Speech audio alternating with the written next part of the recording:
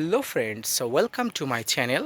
দেশ এবং দেশের বাইরে থেকে যারা আজকে আমার ভিডিওটি কন্টিনিউ করেছেন প্রত্যেককে gardener TRIPS with Kamal YouTube চ্যানেলে স্বাগতম।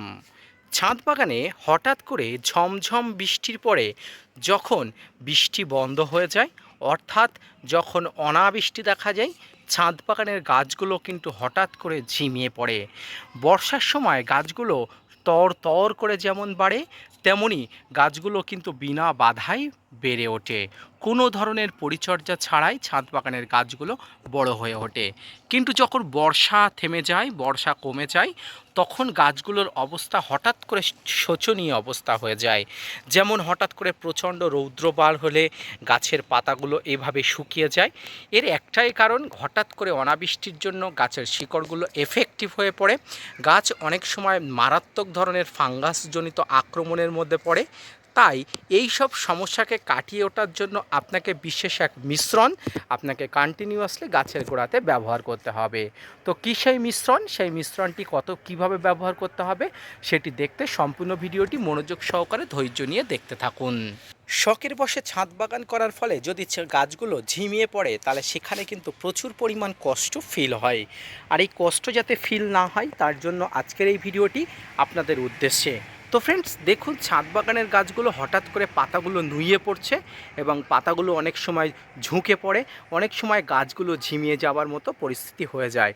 তো এই ধরনের সমস্যা হলে আপনাকে যেটি ব্যবহার করতে হবে, বিশেষ দুটি জিনিস কিন্তু কন্টিনিউয়াসলি ব্যবহার করে যেতে হবে। একটি হচ্ছে হিউমিক অ্যাসিড, অপর যেটি ব্যবহার করবেন সেটি হচ্ছে একটি ভালো মানের ফাঙ্গিসাইড। এই হিউমিক অ্যাসিড কিন্তু বিশেষ করে গাছের শিকড়ের স্পেশালিস্ট। এটি কিন্তু গাছের শিকড়ের নানা এফেক্টিভ সমস্যাকে দূর করতে পারে। এর পাশাপাশি ফাঙ্গিসাইড গাছের গোড়াতে বিভিন্ন ধরনের শিকড়ের ফাঙ্গাসজনিত সমস্যা থেকে কিন্তু গাছকে চিরতরে মুক্তি দিতে পারে। তাই এই হিউমিক অ্যাসিড এবং ফাঙ্গিসাইড কিন্তু আপনাকে ব্যবহার করতে পারে।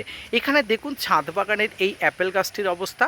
হঠাৎ বৃষ্টি কমে যাওয়ার ফলে যখন প্রচণ্ড রৌদ্র বার হয়েছে, গাছের কচি পাতাগুলোর অবস্থা দেখুন। কচি পাতাগুলো এইভাবে নুয়ে পড়ছে, ঝুঁকে পড়ছে।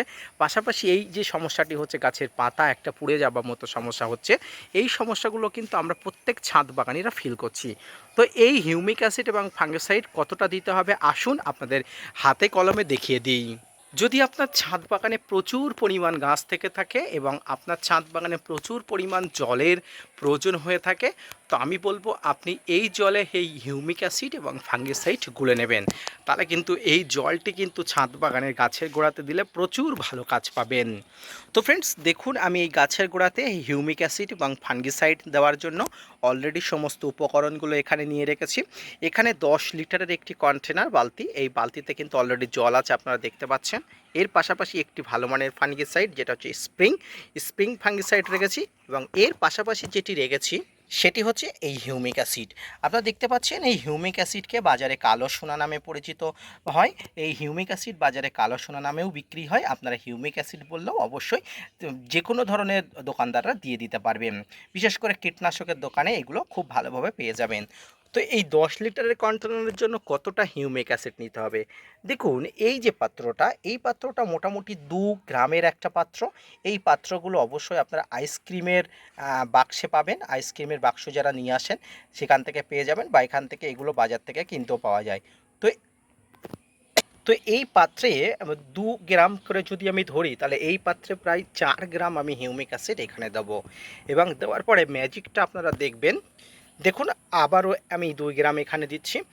তো এই 2 গ্রাম এখানে দেওয়া হয়ে গেল, এবং দেওয়ার পরে জলের আকৃতিটা দেখুন, ধীরে ধীরে আপনারা দেখতে থাকুন জলের আকৃতিটা কতটা পরিবর্তন হয়ে যায়। ধীরে ধীরে এটি একদম কালো আকৃতি হয়ে যাবে। এই হিউমিক অ্যাসিড মিশ্রিত জল যদি আপনার ছাদ বাগানে আপনি কন্টিনিউয়াসলি দিতে পারেন, তাহলে বিশ্বাস করুন এই বর্ষার সময় বলুন, গরমের সময় বলুন, ছাদ বাগানে কোনোভাবেই কিন্তু আপনার গাছের রুট কিন্তু এফেক্টিভ হবে না। ধীরে ধীরে অবস্থাগুলো দেখুন, ধীরে ধীরে এই ঘোলা জলটি প্রায় উপর দিকে উঠছে, আপনারা দেখতে থাকুন। ধীরে ধীরে এই জলটি একদম ঘোলা হয়ে যাবে, এবং এই ঘোলাটে দ্রুত করতে চাইলে আপনারা জলকে একটু নাড়া দিলেও কিন্তু দ্রুত হয়ে যাবে। কিন্তু আমি ন্যাচারালি আপনাদের দেখাতে চাইছি যে কতটা ধীরে ধীরে জলগুলো ঘুলে যাচ্ছে। এই হিউমিক অ্যাসিড কিন্তু ছাদ বাগানে গাছের একটা কার্যকরী শিকড়ের জন্য। তো এটি জলে গুলে যাওয়ার পরে আপনারা অবশ্যই ফাঙ্গিসাইডটা অবশ্যই দিয়ে গুলে নেবেন। ধীরে ধীরে জলগুলো একদম প্রায় গুলে গেছে, প্রায় একদম উপরের দিকে উঠে গেছে, আপনারা দেখতে পাচ্ছেন জলে দ্রবীভূত হয়ে গেছে।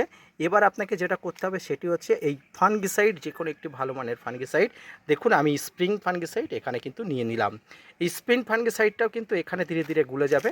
তো স্প্রিং ফাঙ্গিসাইডটাও কিন্তু আমি মোটামুটি 4 ml মাত্রা অনুযায়ী নিয়ে নিলাম। এবার কি করবেন, এবার অবশ্যই এই ফাঙ্গিসাইড এবং হিউমিক অ্যাসিডটা ভালো করে গোলার জন্য একটা যে কোনো পাত্র দিয়ে এইভাবে আপনি নেড়ে দেবেন। দেখুন আমি এইভাবে নেড়ে নিচ্ছি। ব্যাস এইভাবে কিন্তু 2-1 বার কিন্তু নেড়ে নিলেই কিন্তু এই মিশ্রণটা একদম রেডি হয়ে যাবে ছাদ বাগানের জন্য। এবার আপনাকে কি করতে হবে, আপনার গাছের পরিমাণ অনুযায়ী, আপনার যে কটি গাছ আছে গাছের পরিমাণ অনুযায়ী কিন্তু আপনাকে দিতে হবে। তো আসুন আমি আপনাদের হাতে কলমেই দেখাতে থাকি। তো প্রথমেই দেখুন এটি আমার একটি কাটিমন ম্যাঙ্গো ট্রি। ও কাটিমন ম্যাঙ্গো ট্রিতে আমি গাছের গোড়াতে কেমনভাবে জলটি দেবো। তো গাছের গোড়াতে আপনারা নর্মালি যেমনভাবে জল দেন, অর্থাৎ যে জলটি দেবেন জলটি গুরুত্বপূর্ণ একটি জল, দেখবেন গাছের গোড়ার মধ্যে যাতে থাকে, তাই অতিরিক্ত জল দেবেন না, যাতে জলটা বাইরে বেরিয়ে না যায়। কারণ এই জিনিসগুলো অত্যন্ত গুরুত্বপূর্ণ এবং কার্যকারী, আপনি নষ্ট করবেন না। প্রত্যেকটি ছাদ বাগানে এই গাছের জলগুলো যদি আপনারা কন্টিনিউয়াসলি দিতে পারেন, তাহলে দ্রুত থেকে দ্রুততার সঙ্গে কিন্তু ছাদ বাগান গাছের শিকড়গুলো সুস্থ হয়ে উঠবে, গাছের জীবনী থেকে মোটামুটি আপনারা রক্ষা পাবেন। সমস্ত ফল ফুল শাক সবজি সব গাছগুলোতে আপনারা নির্দ্বিধায় এইগুলো দিতে পারেন। ছাদ বাগান থেকে শুরু করে মাঠ বাগানেও যদি আপনারা দিতে চান, তাহলে অবশ্যই কিন্তু আপনারা ছাদ বাগানে এই ধরনের ফুল ফলের চারার গাছে কিন্তু আপনারা দিতে পারেন। সমস্ত ধরনের ফুল ফল গাছে এইগুলো যদি আপনারা দিতে থাকেন, তাহলে খুব ভালো কাজ হবে, গাছগুলো কিন্তু দ্রুত থেকে দ্রুততার সঙ্গে বৃদ্ধি হয়ে উঠবে। তো ফ্রেন্ডস, আজকের ভিডিও থেকে মোটামুটি দেখানো গেল যে বর্ষার সময় ছাদ বাগানের গাছগুলো ঝিমিয়ে যাওয়া এবং রুটের নানাবিধ সমস্যা থেকে গাছগুলো মুক্তি পাওয়ার জন্য যে ধরনের মিশ্রণ, এই মিশ্রণটি যদি আপনারা নিয়মিত দিতে পারেন ছাদ বাগানে, তাহলে দেখবেন খুব ভালো কাজ হবে। পাশাপাশি ছাদ বাগানে কোনো ফুল ফল শাক সবজিতেও কিন্তু আপনারা নির্দ্বিধায় এগুলো দিতে পারেন।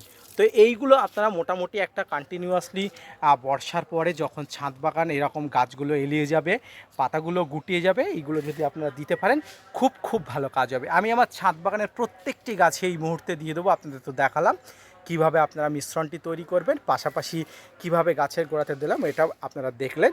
তো এইভাবে আপনারা প্রত্যেকটি ছাদ বাগানের গাছগুলোতে দেবেন, আপনারা উপকৃত হবেন। এবং ছাদ বাগানের গাছগুলোতে যদি খুব এফেক্টিভ হয়ে যায়, তাহলে অবশ্যই আপনারা এখানে স্প্রিংয়ের বদলে ব্লাইটক্স বা এখানে ব্লু কপার ফাঙ্গিসাইড মিশিয়ে নিলে এটি শিকড়েরও ভালো কাজ করবে। তো আজকের ভিডিওটি এই পর্যন্ত। আজকের ভিডিও থেকে আপনারা যে তথ্য পেলেন, গাছের এই যে স্ট্রেস, হঠাৎ অনাবৃষ্টির ফলে গাছের যে স্ট্রেস থেকে মুক্তির জন্য আপনাকে কি মিশ্রণ ব্যবহার করতে হবে, এই মিশ্রণটা আপনাকে 7 থেকে 10 দিন অন্তর অন্তর ব্যবহার করলেই যথেষ্ট। আপনি ব্যবহার করলে অবশ্যই উপকৃত হবেন। ভিডিওটি মনোযোগ সহকারে ধৈর্য নিয়ে দেখার জন্য অসংখ্য ধন্যবাদ।